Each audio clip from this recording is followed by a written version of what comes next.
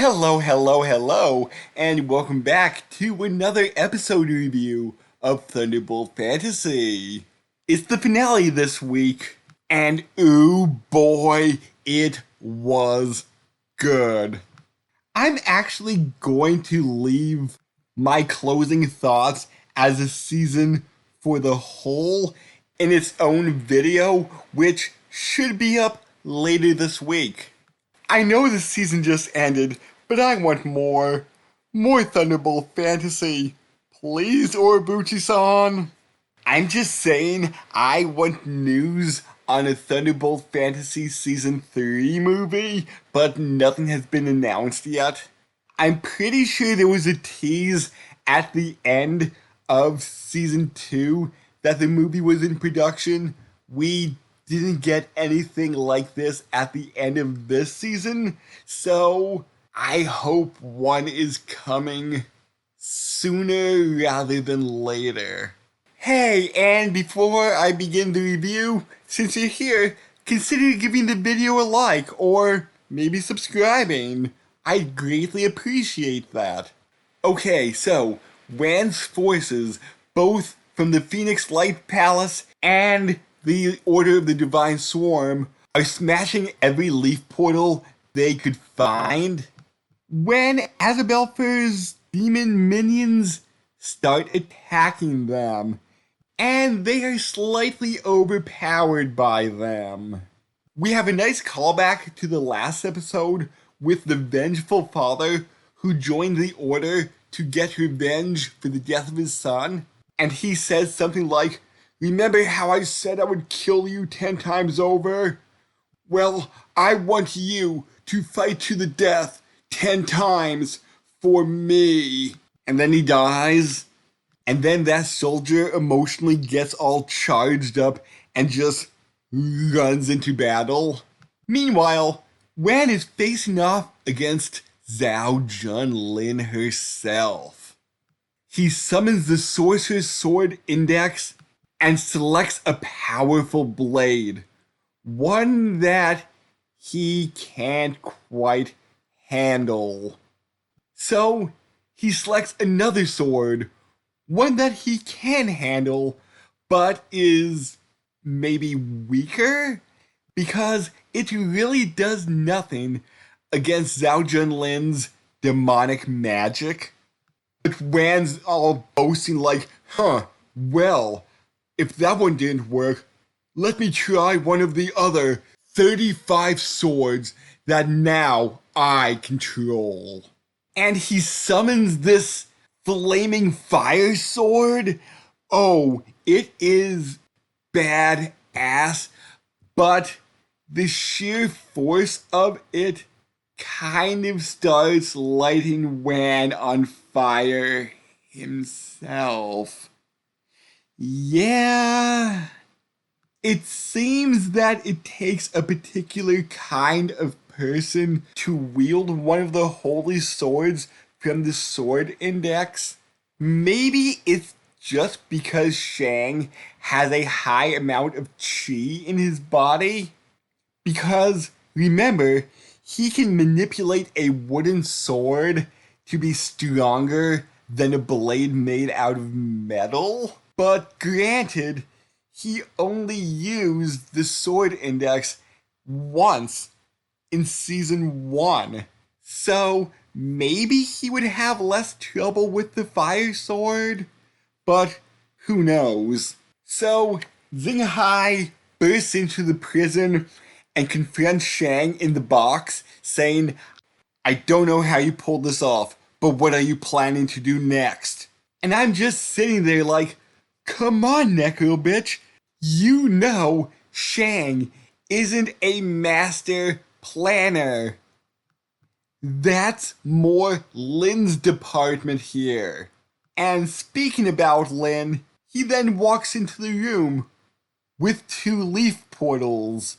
And somehow, Lin managed to figure out exactly how they work, since he gave Xinghai a demonstration by waving his hand over the leaf portal and it changed locations. So he says, "Hey, You want these 2 leaf portals? Well, I'm gonna get Shang in return. And Xinghai's all like, huh, what can you do against my sister? Maybe you could have done something when she was a sword, but now that she's flesh and blood, she's unstoppable. And Lin's all like, oh, she's flesh and blood, is she? So that's the answer. So Lin just magics himself away, and Necro Bitch gets all pissed and smashes Shang's wooden cage. Except it wasn't Shang inside. It was a Shang Nendroid. So we cut back to the fight between Wan and Zhao Junlin.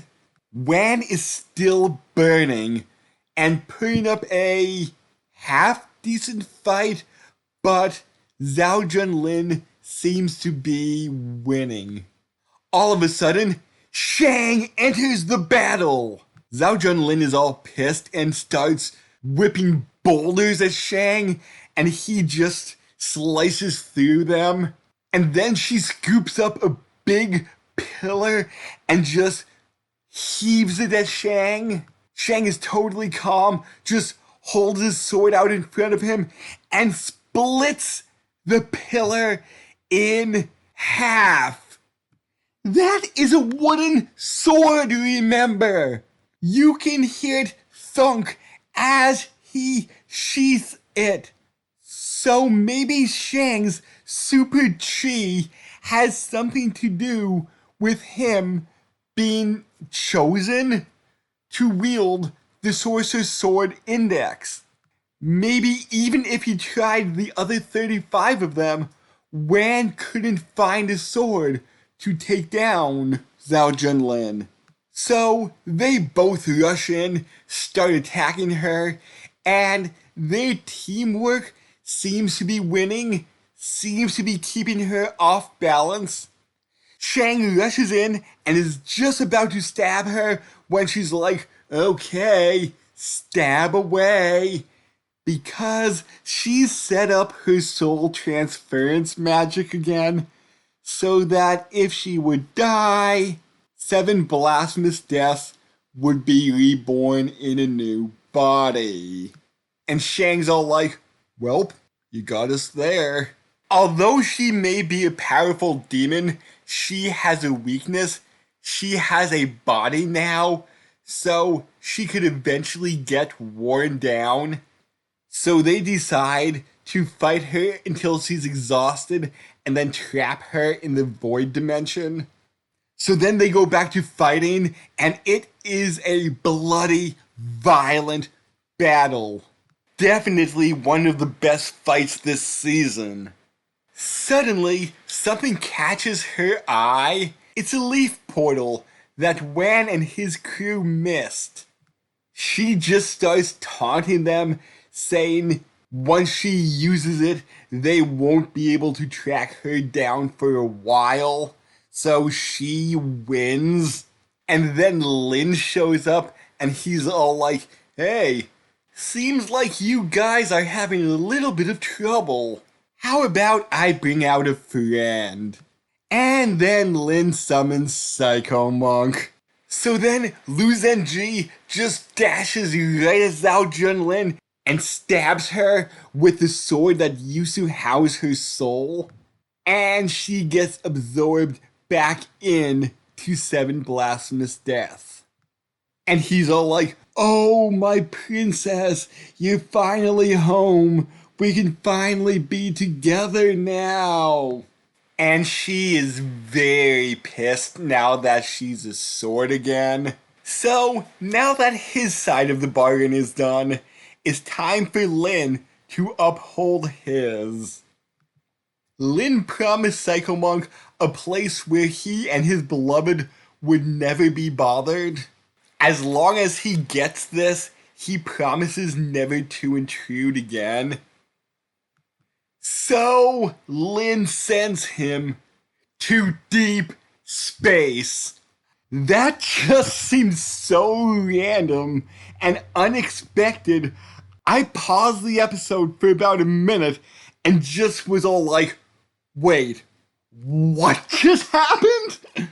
I mean, looking back now, Shang banished that one demon to space back at the end of season 1. So maybe Lin sending them to space isn't that unplausible? Anyway, as Psycho Monk is freezing to death in the vacuum of space, his final thoughts are how happy he is now that he's with his beloved demon sword. And since 7 Blasphemous Deaths is a immortal demon sword, she's now drifting through the cold vacuum of space alone. Though he fought valiantly against Zhao Junlin, Wan kind of cooked himself alive during the fight. With demonic forces heading towards Dong Li, Wan turns over the surviving members of his troops over to Dan Fei, and as he's dying, he asks for Lin to use the leaf portal to send him to the Emperor of Zhao. Once he's there, he demands the Emperor should punish Chao Fang for the atrocities she's caused and for her lack of concern for Zhao. But the Emperor doesn't see why he should do that. And then the Emperor of Zhao reveals himself to be Master Locust. And I'm all like, what? I thought you were planning to take down the Emperor, but you are the Emperor? What's going on here? I did not see that twist coming. Oh my god, that was awesome! And Master Locust just finishes Wan off with an energy blast. Chao Fang runs in and is all like, "Oh my Emperor, what's all the commotion?" And he says, "Oh, there was an assassin from the Order of the Divine Swarm, but I dealt with him." Okay. Time for me to change up something I've been saying all season. What is Master Locust's plan? Seems like we're gonna have to wait for next season for more on this plot thread. So, with all the leaf portals smashed, 7 blasphemous deaths in deep space, and Xinghai defeated, the Void Junction is turning back to a regular cave. Since there is still demonic energy within the area, Shang decides the best course of action is to destroy the cave. So, using his sword, he casts a spell that starts a cave-in. Everybody starts escaping, except for Lang, who still has a bit of business there.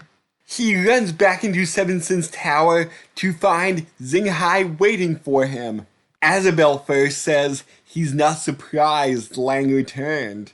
He tells Xinghai to guide his son into the demon realm, where he'll be waiting. And Lang says that when he finds Azabelfer, he will take him down.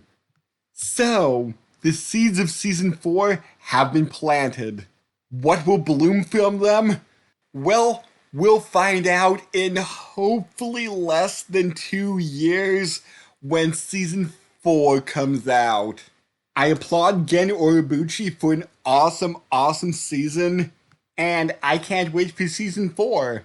So, come back in a few days to hear my final thoughts on Season 3.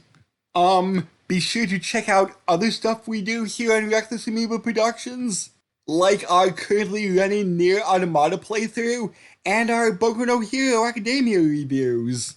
So, until the next video, catch everybody later.